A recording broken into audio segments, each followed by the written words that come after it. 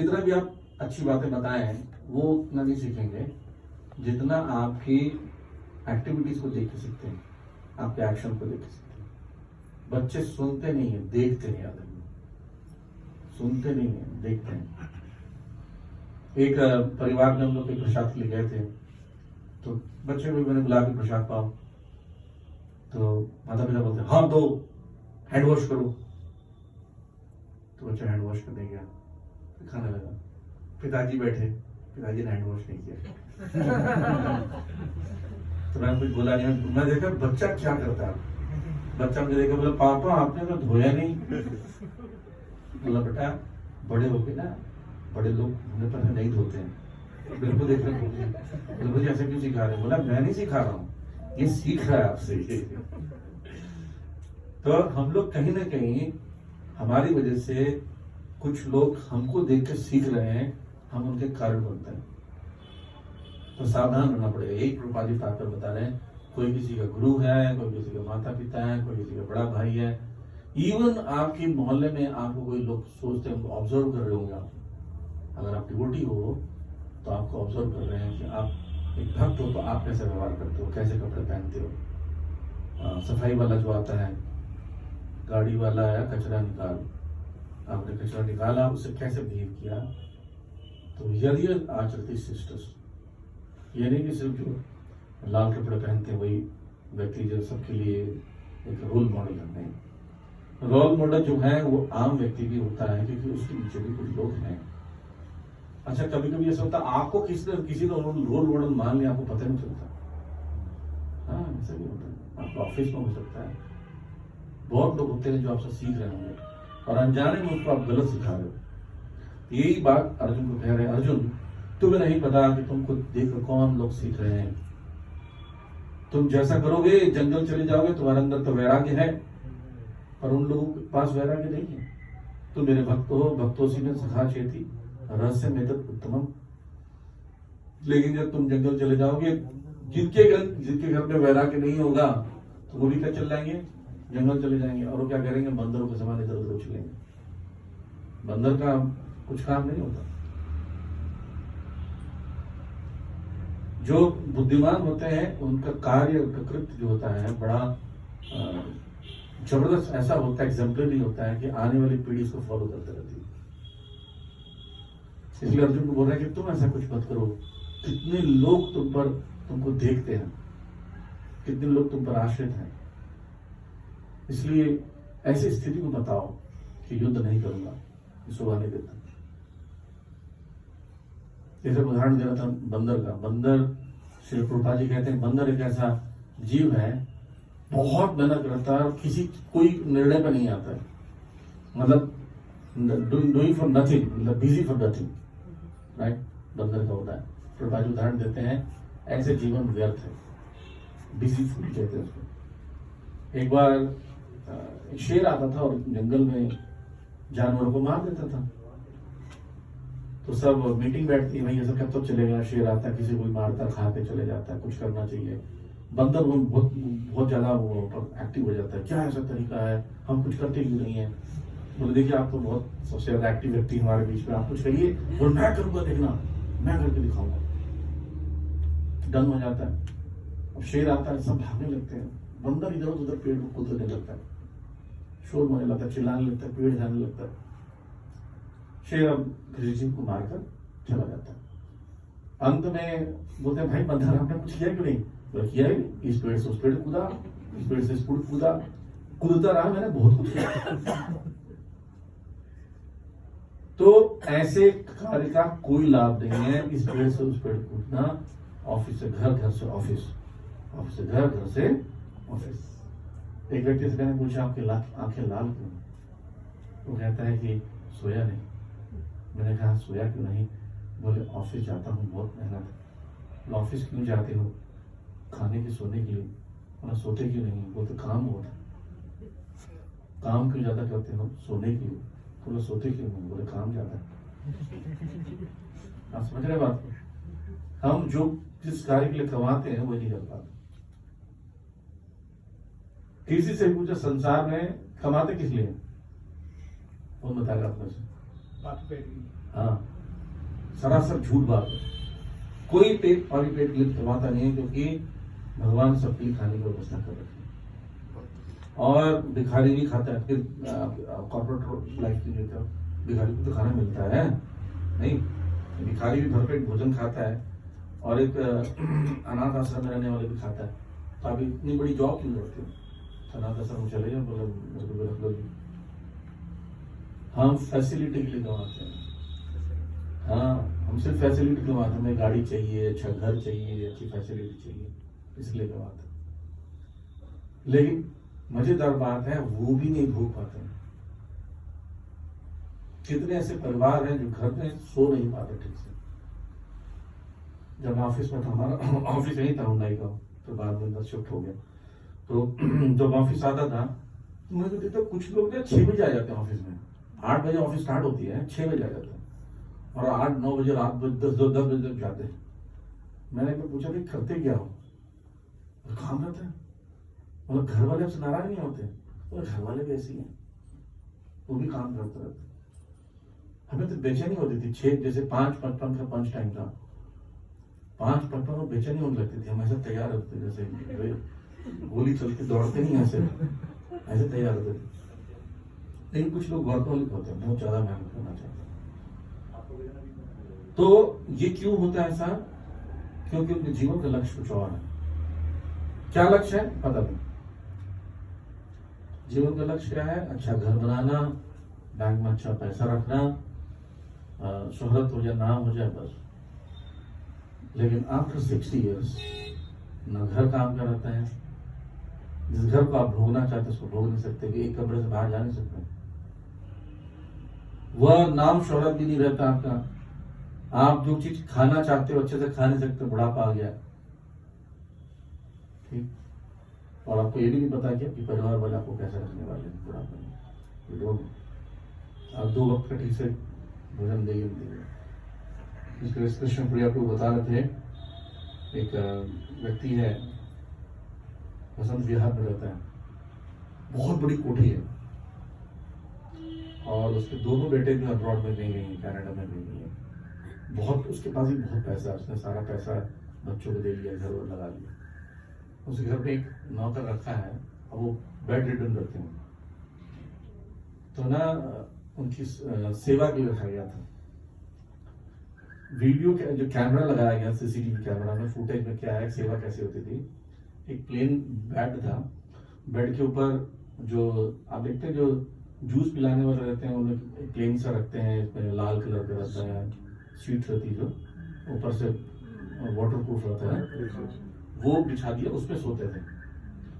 और मलमूत्र त्यागते हैं तो पाइप से धोता था, शरीर में मारता था, तड़पता था। पूरा सीसीटीवी में देखा हमने घर वाले। फिर पूछता कैसा था, लकड़ी में कपड़े बांध के शरीर धो देते। ये सेवा हो रही थी करोड़पति की बुढ़ापे में। अमेरिका में एक बच्चा था, वो नीचे फ्लोर ग्राउंड फ्लोर रहता था, मदर फर्स्ट फ्लोर में रहती थी, और बातचीत नहीं होती थी। कभी वो बाहर खा लेते, कभी अमेरिका में 40% लोग बाहर खाते हैं, बाहर खा लेते थे। तो उनकी माता का देहांत हो गया टॉप फ्लोर में, और कमरा बंद रहता था। 1 महीना हो गया, 1 महीने तक मिले नहीं, 1 महीने तक शरीर सड़ गया, गिर गया, सब कुछ हो गया। 1 महीने बाद उनसे कोई, उनकी मदर से कोई मिलने के लिए आया, तो बोली मदर ऊपर है। तो उसने दरवाजा खोलना चाहा, खोला नहीं, खुल नहीं रहा। बोले कि मदर के तो कार नहीं रखा हुआ, तो ये नहीं होगी मदर। तो मैंने कोशिश की, दर से देखा, खिड़की से गया, बहुत बदबू आने लगा, शरीर सड़ चुका था। ऐसा स्थिति हो गया। तो उसका पर्पस क्या है इतना मेहनत करने का, जो हम न भौतिक संसार के भोग को भोग पा रहे हैं, न आध्यात्मिक संसार कर रहे हैं। आप पता है ये 11वें स्कंद में 23वें अध्याय में वर्णन आता है, जो एक ब्राह्मण था।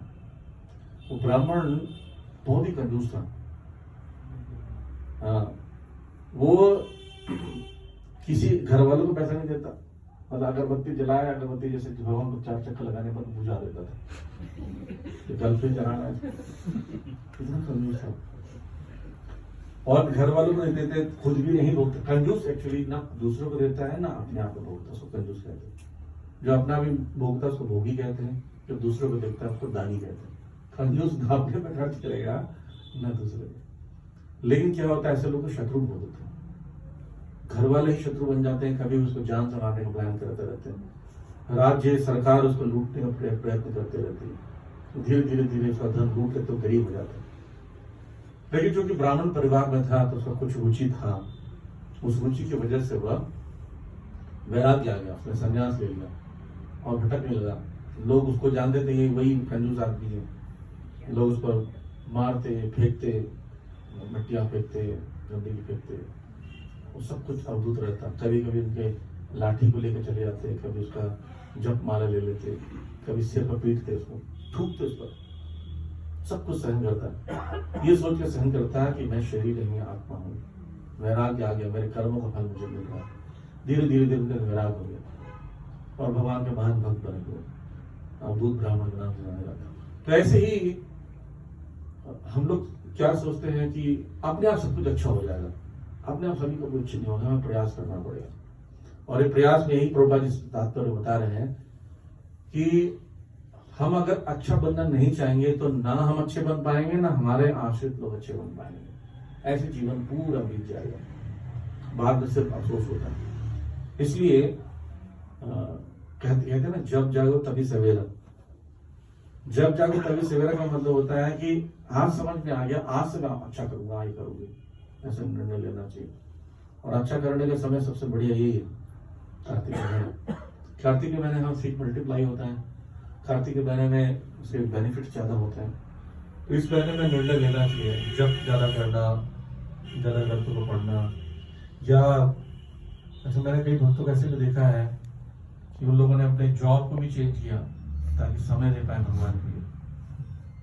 जैसे कई घरों में रिश्ते खराब क्यों हो जाते हैं, क्योंकि समय नहीं देते हैं परिवार में लोग। एक साथ बैठकर खाना खत्म हो गया है, एक साथ बैठकर बातें नहीं कर पाते, तो जॉब चेंज कर लेते हैं। जॉब ऐसा चेंज कर लेते हैं कि चलो थोड़ा कम ही कमा लेंगे लेकिन परिवार को टाइम देंगे। ऐसे भक्त करते हैं कि थोड़ा कम कमाएंगे, भगवान का समय ज्यादा देंगे। That is required. ऐसे ही करना चाहिए, अपने जॉब को ऐसे डिजाइन करना चाहिए कि आप अधिक से अधिक समय जो है वो आप भगवान को दे सकें, अन्यथा बाद में अफसोस होगा। जवानी में 3 चीजें करना अनिवार्य होता है। हेल्थ को अच्छा बनाना होता है, जो बुढ़ापे में काम आने वाला। जो लोग उटपटांग चीजें खाते हैं, बहुत ही निकृष्ट जीवन जीते हैं, बर्गर पिज्जा सब खाते हैं ना, जो लोग बुढ़ापे में बड़ा कष्ट होता है, उनके आते आते सब खराब हो जाते हैं। और दूसरा होता है कमाना, करियर। अगर करियर को अपने अच्छे से मेंटेन किया है तो धन काम आता है बुढ़ापे में। फिर तीसरा होता है स्पिरिचुअल लाइफ, क्योंकि कमाने में आपका स्वास्थ्य भी अच्छा है, आपके पास धन भी है, तो करेंगे क्या बुढ़ापे में? करने के लिए एक्शंस क्या है, एक्टिविटीज। खाना सोना एक्टिविटीज नॉट इनफ, करने के लिए क्या है? वो एक बार लाजपत नगर में मैं वहां से जा रहा था, हम लोग हरिनाम हो रहा था, तो वृद्धाश्रम लिखा था। तो मैंने सोचा देखना चाहिए क्या होता है, कभी गए नहीं। जाके अंदर देखा तो एक टेबल के दोनों तरफ 2 व्यक्ति बैठे हैं और वो एक गेम खेल रहे हैं। क्या गेम खेल रहे हैं? माचिस की डिब्बी से माचिस की पूरा तीली गिरा देता है व्यक्ति, और दूसरा व्यक्ति 1 2 ऐसे गिन गिन कुछ रखता, फिर डिब्बी बंद कर देता, और फिर दूसरा व्यक्ति की बारी होता, अब तू गिरा, दूसरा गिराता, फिर दूसरा पहला व्यक्ति गिनता। ऐसे टाइम वेस्ट कर रहे हैं, क्योंकि उनको ये नहीं पता करना क्या है, क्योंकि उन्होंने सीखा ही नहीं, जवानी में सीखा ही नहीं करना क्या है। लेकिन भक्तों के लिए अच्छा क्या है, मैंने देखा मेहरौली में एक माता जी हैं, वो किसी स्कूल में पढ़ा देते, टीचर थी, रिटायर्ड हो गई। तो मेरे को पूछी मैं क्या करूँ, मैं अभी ऐसा कुछ फ्री हूँ, पूरी तरह घर की सेवाएं ज्यादा नहीं, मैं क्या करूँ? मतलब कितनी माला करते हैं? 29 वाला करते हैं, मतलब 64 करो। बोलते हाँ 64 करती डेली, खाली समय अध्ययन करो। वो सेंटर में जो जितने भी यूटेंसिल्स हैं, क्लीन करना, सेंटर क्लीन करना, सबका सेवा ले लिया मैंने। अच्छा कर सेवा कर दिया, क्योंकि उनके पास करने के लिए कुछ है। और जो लोग सांसारिक लोग करने के लिए कुछ नहीं है। देखिए जवानी में मूवी देखे, बुढ़ापा देख नहीं सकते। अब थिएटर में देखो तो बोले बुढ़ा कहाँ से आगे देखने के लिए, लोग हंसेंगे आप पर। हाँ, आप फूड पार्ट पर जाकर उटपटांग मैदे की चीज खा नहीं सकते, पेट जवाब दे देगा, आपसे जैसे दे दिए, मुंह में दांत नहीं, पेट में दांत नहीं है, कैसे खाएगा? ठीक, आप हिल स्टेशन में चढ़ ही नहीं सकते, क्योंकि हिल स्टेशन चढ़ेंगे वही समाधि बन जाएगी। देखिए, जो आप जवानी में एंजॉय करने का काम है वो बुढ़ापा में नहीं कर सकते। तो जवानी में वो चीज की प्रैक्टिस करनी चाहिए जो बुढ़ापे में कर सकते हैं। जप कर सकते हैं, रीडिंग कर सकते हैं, प्रचार कर सकते हैं, धाम में रहकर सेवा कर सकते हैं, वो सबकी प्रैक्टिस जवानी में करो। लेकिन क्या सोचते हैं, यार अंतिम समय में भगवान का नाम ले लेंगे। एक व्यक्ति ने मुझे बहस भी किया, प्रभु जी मैं अपने सामने में टीवी रखूंगा और जब मेरे प्राण त्याग रहे हो तो बटन दबा दूंगा और उसमें कीर्तन शुरू हो जाएगा। मैंने बोला देखो, या तो हो सकता है डिस्कवरी चैनल लग जाए,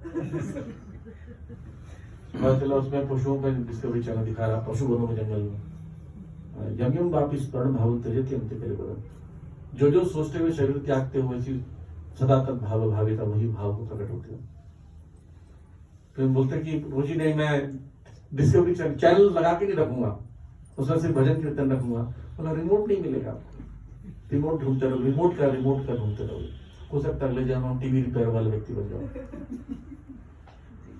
चालाकी नहीं करनी है। जीवन भर प्रयास करने से जब शरीर त्यागोगे तब आप स्मरण नहीं होगा, चैंटिंग नहीं होगी, हियरिंग रीडिंग कुछ नहीं होगा, तो भगवान आएंगे, बोलेंगे जीवन भर इसने प्रयास किया है, मैं कैसे इसको छोड़ दूं। मान लीजिए आप घर में एक नौकर रखते हैं और वो नौकर जीवन भर काम करता है आपके लिए, आपकी सहायता करता है, आपका झाड़ू पोछा मेहनत सब कुछ करता है, और मान लीजिए मर रहा हो, तब उसका सेवा नहीं करोगे? आपको लगेगा। जबकि हम मनुष्य का आसान परामर्श भी होता है, तो भगवान नहीं है आसान। भगवान आपकी पूरी एक्टिविटी को चेक करते रहते हैं। तो भगवान फिर आएंगे।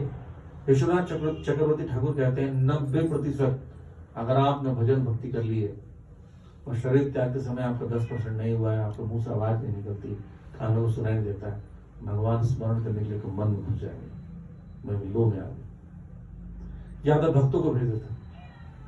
जैसे एक प्रभुपाद के शिष्य थे, वो कुछ साल इस्कॉन से बाहर रहे, कुछ कंफ्यूजन था, फिर वापस आ गए थे 3-4 साल बाद, और बहुत बच्चे बुक डिस्ट्रीब्यूटर थे, लेकिन उनको कैंसर हो गया, ब्लड कैंसर, और शरीर त्याग रहे थे। मायापुर में उनको एक कमरा दिया, इससे बहुत बड़ा कमरा था, वो कमरे के बीच में उनका चारपाई लगी, बेड लगा हुआ था, उस पर लेटे हुए थे, शरीर पूरा गल गया, एकदम हड्डियां दिखती थी। और वहां कीर्तन करने कौन आता था? प्रभुपाद के शिष्य बेबी गोविंद महाराज, लोकनाथ महाराज, ये कीर्तन करते थे कमरे में बैठकर। चारों तरफ से लोग बैठे हुए, बीच में बेड है, कीर्तन सुनते थे। 24 घंटा कीर्तन होता था, क्योंकि उनको नींद तो आती नहीं थी बीमारी की वजह से। डॉक्टर बोला 1 महीने बाद शरीर त्याग देंगे, तो भक्तों ने प्लान किया कि 1 महीना पूरा कीर्तन चलाएंगे, उनके लिए शरीर त्यागने में सहायता करेंगे। जिस दिन शरीर त्यागा उसके 1 दिन पहले लोग उसे बार बार पूछते थे। अब भक्तों भी बड़े अजीब होते ना, जो मर रहे जाता ना उससे पूछते कि क्या दिख रहा है, कौन आ रहा है, यमदूत ना आ जाए कहीं। तो उनसे पूछते हैं प्रभु जी कुछ मैसेज, कुछ सुनाई दे रहा है, कोई बोल रहा है, कुछ तो बताओ। तो वो बोल नहीं पाते थे, वो आवाज नहीं थी, तो कान को ना लगभग मुंह में लगाना पड़ता था सुनने के लिए। तो वो बस इतने ही बोल पाते थे कि मुझे एक ही चीज सुनाई देती है, take your peace and go. अब पीस का मतलब शांति वाला पीस या वस्तु वाला पीस कुछ समझ नहीं आता वो, और आवाज भी क्लियर नहीं थी, बड़े कंफ्यूज रहते कि क्या बोल रहे हैं। Get your peace and go, get your peace and go. और कुछ दिनों के बाद मतलब अंतिम समय तक आने के बाद बोलना बंद कर दिया बिल्कुल, और हिल नहीं सकते थे, और हिलना होता ऐसे करते तो कोई हिलाता, हिलाना है हिला देते, हिल नहीं पाते थे। और जिस दिन सभी त्यागे सुबह 7 बजे, उसके एक दिन रात्रि को 12 बजे बिस्तर पर खड़े हो गए और जोर से चिल्लाते हरे कृष्णा कृष्णा कृष्णा हरे हरे, हरे राम राम राम हरे हरे। और जब वो चिल्ला रहे थे उनकी आंखों में तेज था, ऐसा लग रहा था कि कहीं वैकुंठ से आए हैं, इतना तेज आ गया था, और सो गए। और दूसरे दिन शरीर त्याग दिया, और जब शरीर को जब स्नान करा रहे थे, हाथ ऐसे मुट्ठी बंधा हुआ था, तो खोले उसके अंदर से गिरिराज की शिला निकली।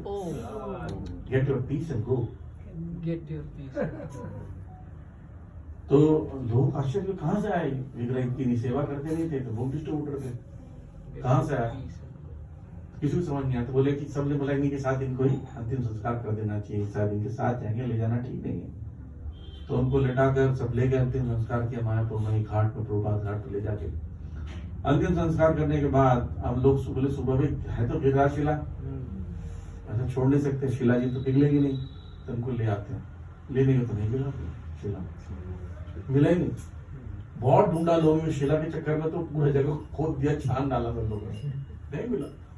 फिर 3 महीने बाद वही शिला उनके ही माता जी प्रीचिंग की हुई जो माता जी थे घर पर ऑल्टर में मिला। तो उन्होंने पूछा ये कहाँ से आया शिला, मुझे पता नहीं, ऑल्टर में कब प्रकट हुए। तो भगवान वहां पहुंचा के आ गए वापस, अब इनकी बारी है। तो इस प्रकार से अंतिम समय में भगवान के भक्त आते हैं।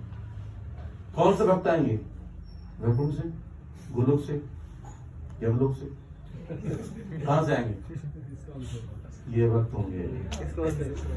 और कोई नहीं आया आपके पास, आपके मुख पर गंगा जल, यमुना जल या राधा कुंड का जल डालने वाले ये सब भक्त होंगे। कोई सन्यासी, कोई गुरु नहीं आने वाला, कोई सीनियर डिवोटी नहीं आने वाला, कभी पता नहीं चलेगा। लेकिन आप आसपास के लोगों को जब इनसे जुड़े हुए हो, उनको जब पुकारोगे तो वो आएंगे। इसलिए भक्तों का समाज होना चाहिए, आपको कुछ ना कुछ सत्संग में लगे रहो, मिलते रहो। कहते हैं जब आप किसी से मिल हरे कृष्ण मंत्र को, हरे कृष्ण विश करते हो ना किसी को, तो संबंध बन जाता है अपने आप। तो बहुत जरूरी है कि संग में रहना चाहिए।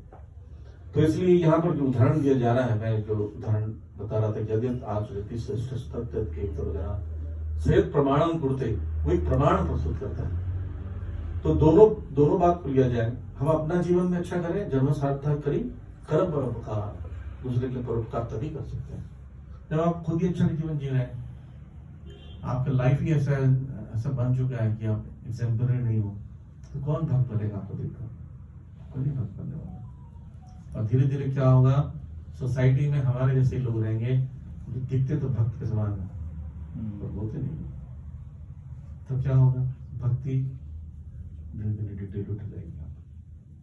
तो इसलिए इस महीने में हम लोग को प्रयास करना चाहिए। मैंने कल भी यही बात बताई थी कि दीपदान कर रहा, अब तो कुछ दिन बाकी है हमारे पास, दीपदान कीजिए, भगवान को अच्छे अच्छे व्यंजन भोग लगाइए। ठाकुर जी सब कुछ देने वाले हैं, हम तो ठाकुर जी के ही हिस्से से थोड़ा निकाल के ठाकुर जी को देते हैं। नहीं, पिताजी की जेब से 10 रुपये निकाल कर पिताजी को एक आइसक्रीम दोगे तो पिताजी को समझ तो आएगा कि लाया कहाँ से बेटा, बेटा जेब से तो मेरे ही लेकर आया। और आपकी एक्शन को देखकर पिताजी खुश हो जाएंगे कि एक्चुअली पर्पस क्या था उसका, कि मुझे ही आइसक्रीम खिलाना, तो मेरे जेब से निकाल सोके। लेकिन अगर जेब से निकाल कर खुद खा लोगे तब गड़बड़, तब क्राइम है, तब पाप है। भगवान भगवद गीता में 30वें अध्याय के 13वें श्लोक में कहते हैं क्या, यज्ञ शिष्टा से न संतो मुच्यन्ते सर्व किल्बिषे भुंजते देहघम पापा ये पचन्ति आत्म कारणा। कि जो व्यक्ति यज्ञ में अर्पित, यज्ञ शिष्ट, शिष्ट का मतलब बचाओ, यज्ञ शिष्ट आसन संतो, संत लोग क्या करते हैं, भगवान को अर्पण करने के बाद ही ग्रहण करते हैं। और जो भगवान को ग्रहण नहीं करते हैं, भगवान को देते नहीं है, ये पचंती आत्म कारणा, जो अपने लिए पकाते हैं, क्या भुंजते अघम पापा, अघम भयंकर पाप ग्रहण करते हैं। क्यों, वही वाला पिताजी की जेब से निकाला, खुद खा लिए। भगवान का सारा संसार किसका है, सारा संसार भगवान का है, वर्षा भगवान करते हैं, जमीन भगवान की है ना, बुद्धि शरीर सब भगवान का। आप हमारा तो कुछ है नहीं, जब हमारा कुछ है नहीं तो बचने वाला अन्न भगवान का, हमारा कैसे होगा, तो भगवान का। तो भगवान को अर्पण करेंगे तब जाकर पाप से मुक्त हो सकते हैं। 3 तेरा, क्या है मेरा, सब कुछ है तेरा, याद रखिए 3 तेरा, अध्याय 3 वो संख्या। तो इसी प्रकार से जब हम लोग जो 3-4 बातें बताया कि भगवान का अच्छे से व्यंजन भोग लगाइए, घर में छोटा सा ऑल्टर बनाइए, सेवा कीजिए, कुछ समय भगवान को दीजिए। जो 24 घंटे भगवान ने आपको दिए हैं उसमें से निकाल कर कुछ घंटे भगवान को जरूर दीजिए। अपने आप शांति आएगी। शांति सूत्र यही है, 5:29 में बोलते हैं ना भगवान भगवद गीता में, क्या? भोक्ताराम जगत प्रसाम सर्वलोक महेश्वरम सुहृदयम सर्वभूतानाम ज्ञात्वा माम शांति रक्षति। 3 चीजें हैं। भगवान क्या भोक्ता है, हम क्या है सेवा करने वाले, इसलिए। और प्रोप्राइटरशिप क्या है, भगवान सबकी जो मालिक है। जगत प्रसाम सर्वलोक महेश्वरम, और क्या है सुहृदयम सर्वभूतानाम, सबके हितैषी भी है। ये 3 चीजें याद रखेंगे कि एंजॉयर, प्रोप्राइटर और वेल विशर। ये जिस दिन आपको अच्छे से दिमाग में बैठा रहेगा उस दिन आपके जीवन में शांति शांति। क्योंकि कष्ट कब होता है, जब हम भोगना चाहते हैं और हम भोग नहीं पाते। तो याद करना चाहिए, हमको तो भोगता ही नहीं, हम भोगता ही नहीं है तो दुख किस बात का। जैसे मान लिया किसी शादी में हम गए और पता चला बातों में लगे उधर खाना खत्म, तो आपको बहुत दुख होगा, क्योंकि आपने जब से कार्ड मिला था तब से खाया नहीं है। और अब जब खाने पहुंचे तो खाने नहीं मिला, तब याद कीजिए आप भोगता है। भोक्ताराम जगत प्रसाम कौन है? भगवान ठाकुर जी। किसी का किचन होगा जो बंद ही नहीं होता होगा, जगन्नाथ जी का किचन कोई बंद ही नहीं होता, खाते रहते 54 बार 56 बार आराम से भोग लगता रहता। और दूसरा बात है प्रॉपर्टीशिप, जैसे बिल्डिंग है आपकी खुद की खरीदी हुई, कब्जा हो जाए, लॉस हो जाए, कोई लूट ले, नष्ट हो जाए, डिटोरिएट हो जाए, तब क्या सोचो कि प्रॉपर्टीशिप मेरे तो है नहीं, सब भगवान का है, तब भी दुख नहीं हुआ, शांति रहेगी मन। और जब अकेले हैं, भगवान मेरा कोई नहीं है, भगवान बोले मैं हूं तेरा, तुम्हारे हृदय में हूं। जन्म जन्मांतरों में भगवान हमारा साथ नहीं छोड़ेंगे। जब आप नाली के कीड़े बने थे किसी जन्म में, तब भी भगवान आपके साथ उस नाली में रहते थे, आपके हृदय में। आप गटर में रहना शुरू कर दीजिए, आपके माँ बाप को त्याग देंगे नहीं। तो बोलिए कि मम्मी हम तो गटर में शिफ्ट हो रहे हैं, तो शिफ्ट हो जाइए किसी गटर में जाकर, ढक्कन खोलिए वहीं पर जगह लाकर रहने लीजिए। माँ बाप त्याग देंगे, बोले पागल हो गया बच्चा, एमसीडी को फोन कर देंगे यहाँ पे पागल खाने में। लेकिन भगवान पागल के हृदय में रहते हैं, नाली की जो मल खाने वाला जो कीड़ा रहता है उसके हृदय में रहते हैं। सी वो साथ नहीं छोड़ते हैं। जब ये सोचेंगे तो आप अकेले सुहृदयम सर्वभूतानाम। 3 चीजें याद रखिए, अपने आप शांति आएगी। हरे कृष्ण।